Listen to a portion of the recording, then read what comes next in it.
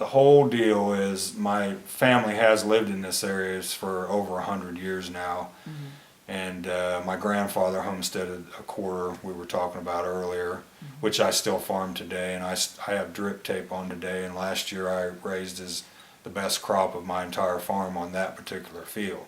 And so I feel like it's heritage, it's my heritage or my responsibility to try to keep the family farm running as long as possible. And what you have to do that is you have to worry about your soil health, try to make your soil as healthy as possible, and then make sure, if you're an irrigator, make sure that you have groundwater. And so groundwater is always a problem with the Ocala aquifer being depleted. You know, a lot of people are pumping out of it, and we saw that our wells were coming down. And so I decided a few years back I've got to use less water. Whether it's right or whether it's wrong, some people will say, well, it doesn't matter if you use less water because the guy next to you is not using less and he's going to pump it out from underneath you. That may well be the case. But I said I've got to do my part. So I've actually got to try to use less water. I've got to improve I don't want to basically rape the soil. And so that's why I do the corn and soybean rotation.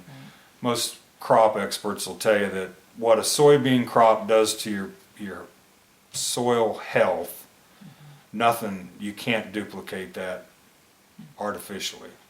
It's just a natural mellowing of the soil. The soybean roots get down in there and break up your hard pan. They leave a little natural nitrogen up there, not a whole lot, but they don't deplete the soil like a corn crop does. And so the next year when you plant your corn into that soybean, you get a good stand because the ground's nice and mellow. That helps with the germination problem we were talking about before, because the soybean stubble holds the moisture very well too. And so I just decided I'm going to do it. You know, whether right or wrong, whether I'm saving water, I'm saving my water. I'm trying at least, and I'm going to see how it works. And so over the course of the years, the system has worked. I've been using a lot less water to raise the same amount of crops. A lot of guys will use the drip tape to use the same amount of water to grow more crops. I chose to go the other way. I chose, instead of making all the money today, I want to be able for someone to make money for 100 years. And so I try to, soybeans don't make as much money as a corn crop does. But when you do them both in tandem over the long haul, your farm makes just as much money with less input and less risk.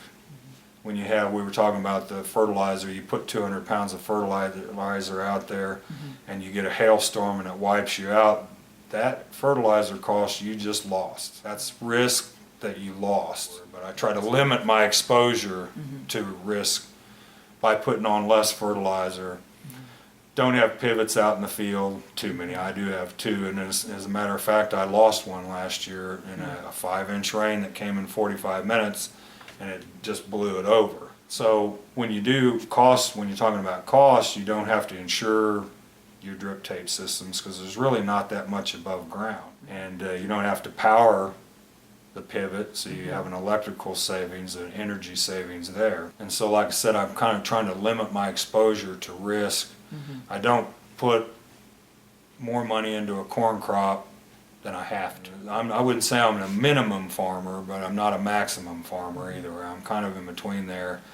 I spend the money, but I try to spend it wisely, and I just don't throw money out there trying to get that big number. You know, I've kind of got into a spot where I can almost weather anything. After last year, you know, where we had good crops, I averaged 200 bushels an acre on my corn crop last year.